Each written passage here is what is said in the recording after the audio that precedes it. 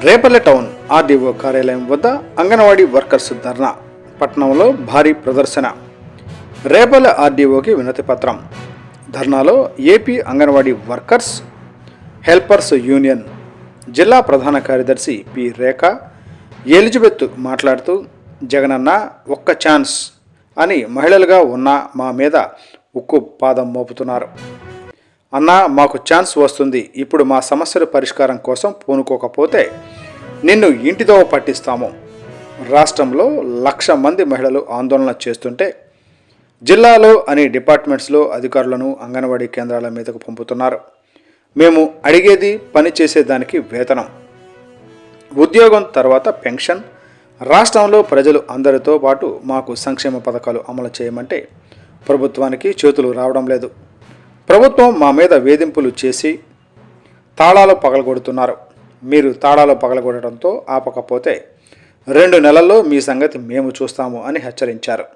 ఈ కార్యక్రమంలో సిఐటియు జిల్లా అధ్యక్షులు సిహెచ్ మణిలాల్, సిఐటియు జిల్లా ప్రధాన కార్యదర్శి సిహెచ్ మంజుదార్లు మాట్లాడుతూ, జిల్లాలో అంగన్వాడీ మహిళలు చేస్తున్న పోరాటంలో సిఐటియు మీకు అన్ని విధాల అండదండలుగా ఉంటాము.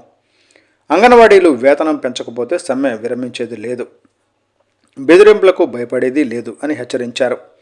పట్టణంలో జగనన్న మా కోరికలు తీర్చని నినాదాలు చేస్తూ భారీ ప్రదర్శన నిర్వహించారు. రేపల్లె, వేమూరు నియోజకవర్గాల పరిధిలో 9 మండలాల అంగన్వాడీ వర్కర్లు, హెల్పర్లు పాల్గొన్నారు.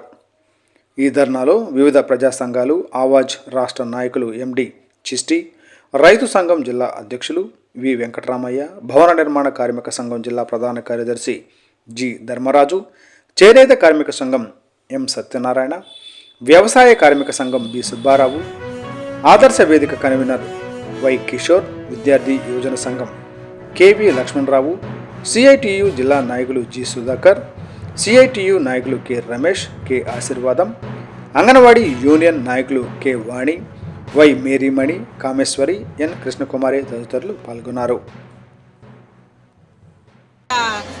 రక్షణ లేని పరిస్థితిలో ఉంది వైసీ ప్రభుత్వంలో.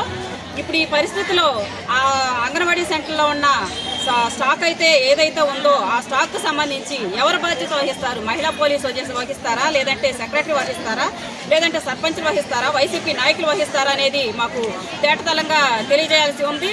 అదే కాకుండా బొబ్బిలి ఎమ్మెల్యే వచ్చేసి మీకు బలిసిందా అనేసి అడుగుతున్నాడు. బలవటం మాకు కాదు, కోట్లు కుంభకోణాలు చేసే మీకు బలవాలి. ఏ అయినా సరే ఫ్రాడ్లు చేసినా మీరు చేస్తారు.